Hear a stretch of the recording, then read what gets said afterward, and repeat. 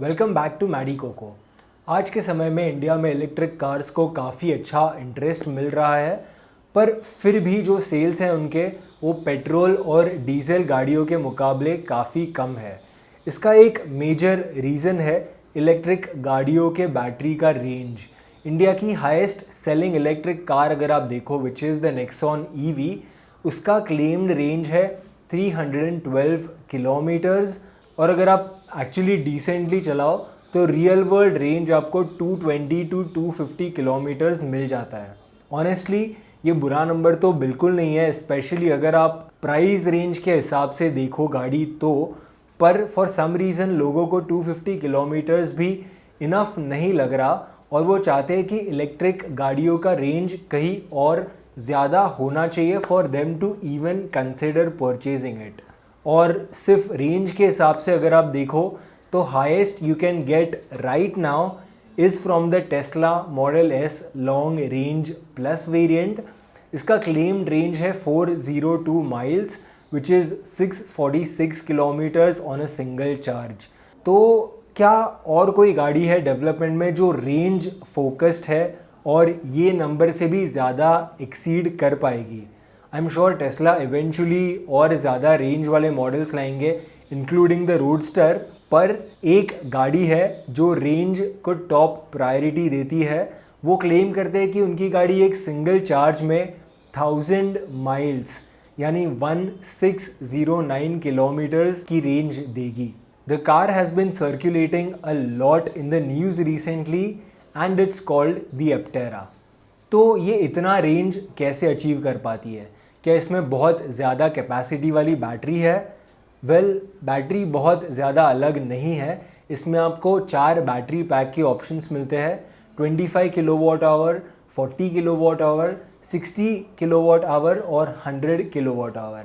पर सबसे छोटा बैटरी पैक यानी 25 किलोवाट आवर में एप्टेरा क्लेम करती है आपको 402 किलोमीटर्स का रेंज मिलेगा। वैसे ही 40 किलोवाट आवर में 643 किलोमीटर्स और 60 किलोवाट आवर्स में 965 किलोमीटर्स का रेंज आपको मिलेगा। और सबसे टॉप मोस्ट बैटरी पैक है which is the 100 kilowatt hour battery pack, उससे आपको 1609 यानी कि 1000 माइल्स का रेंज मिल जाएगा। फेमिलियर कार का कंपैरिजन अगर आपको दूँ तो नेक्सॉन ईवी में 30.2 किलोवाट आवर बैटरी पैक है जो 312 किलोमीटर्स की रेंज क्लेम करता है। तो एप्टेरा उससे भी छोटे बैटरी पैक में ज़्यादा रेंज कैसे ला पाता है? 3 मेजर रीज़न है। पहला इसका शेप, फिर इसका सीटिंग और स्टोरेज कैपेसिटी और इसका लाइट वेट बिल्ड। जब कोई भी गाड़ी आगे मूव करती है तब उसे हवा को पुश करना पड़ता है। जितना ज़्यादा मुश्किल होगा हवा को ढकेलना, उतना ही ज़्यादा पावर इस्तेमाल होएगा और उतना ही जल्दी बैटरी ड्रेन होगी। इसलिए गाड़ियों को एरोडायनेमिक शेप दिया जाता है ताकि कम से कम ड्रैग जनरेट हो और बैटरी आपको ज़्यादा रेंज दे सके। फिर अगेन गाड़ी का वज़न जितना ज़्यादा होगा उतना मोटर को मुश्किल होगा व्हीकल को आगे पुश करने। तो गाड़ी का वज़न कम रखना सेफ्टी और हैंडलिंग पर बिना कॉम्प्रोमाइज़ किए बहुत ज़रूरी है।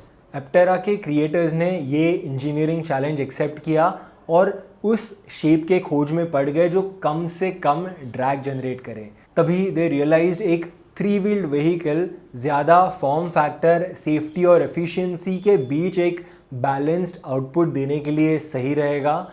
फिर मटेरियल्स क्या इस्तेमाल करें ताकि कम से कम वज़न में स्ट्रेंथ मेंटेन कर पाए गाड़ी। ये भी चैलेंज एप्टेरा के इंजीनियर्स के सामने था और उन्होंने कंपोजिट मटेरियल इस्तेमाल करके बिल्कुल एक फार्मूला 1 कार की तरह मोनोकॉक चैसी पे गाड़ी डिज़ाइन करना शुरू किया। द रिज़ल्ट एक ऐसी गाड़ी जो काफ़ी फ्यूचरिस्टिक दिखती है, काफ़ी कम पावर कंज्यूम करती है और स्पीड और सेफ्टी में बिना कॉम्प्रोमाइज़ किए आपको एक एन्जॉयबल ड्राइविंग एक्सपीरियंस देती है।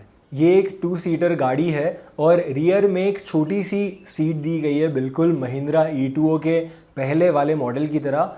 उस सीट का इस्तेमाल आप आपके पेट के लिए कर सकते हो या फिर ग्रोसरी के लिए कर सकते हो या फिर छोटे बच्चों के लिए कर सकते हो।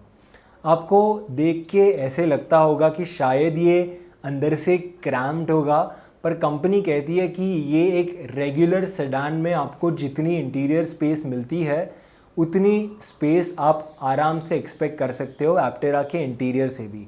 ये गाड़ी में आपको हब मोटर मिलती है जो एक काफ़ी बड़ा रीज़न है इसके एफिशिएंसी के पीछे।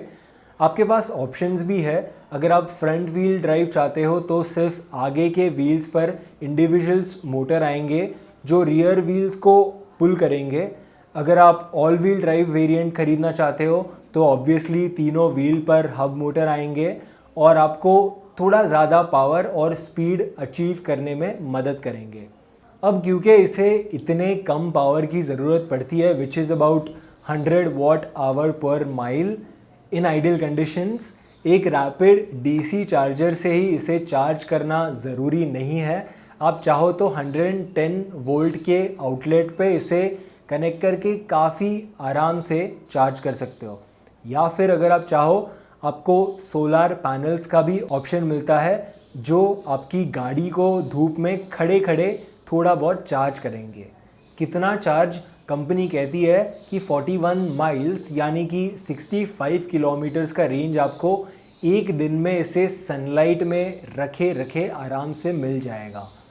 एप्टेरा मोटर्स कहते हैं कि ये क्लोज टू फाइनल प्रोटोटाइप है और उन्होंने गाड़ियों की प्री बुकिंग्स भी लेना शुरू किया है। You'll be surprised to know कि इंडिया में से भी कुछ लोगों ने गाड़ी रिज़र्व किए हैं। कितने रिजर्वेशंस मिले हैं कंपनी को इंडिया से वो उन्होंने डिस्क्लोज़ नहीं किया, पर ये सारे देशों में जहाँ पे आपको ग्रीन दिख रहा है उन देशों से कंपनी को गाड़ी के लिए रिजर्वेशंस आए हैं। कंपनी कहती है कि गाड़ी की कीमत $26,000 से लेके $46,000 के अराउंड होगी depending on which variant you purchase. Rupees में इसका अगर आप कन्वर्जन रेट देखो तो 19 लाख्स से लेके 34 लाख्स के अराउंड ये जाता है।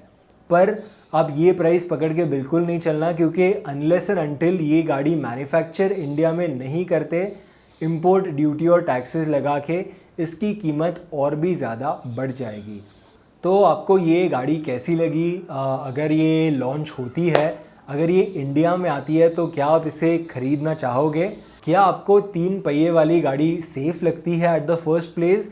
क्योंकि कंपनी कहने के लिए तो कह रही है कि ये काफ़ी सेफ़ है, पर अब तक इसके कोई ऑफिशियल सेफ्टी टेस्ट्स नहीं हुए हैं जो आपको इसके पैसेंजर सेफ्टी के बारे में अश्योरेंस दे। क्या लगता है आपको इस गाड़ी के बारे में? Let me know in the comments. ऐसे ही अनोखे इलेक्ट्रिक व्हीकल्स के बारे में मैं आपको आगे भी बताऊंगा। तब तक के लिए don't forget to hit the like button and also don't forget to subscribe so that you'll stay notified with the upcoming videos. Thank you so much for watching Maddy Coco. I will see you in the next one. Goodbye.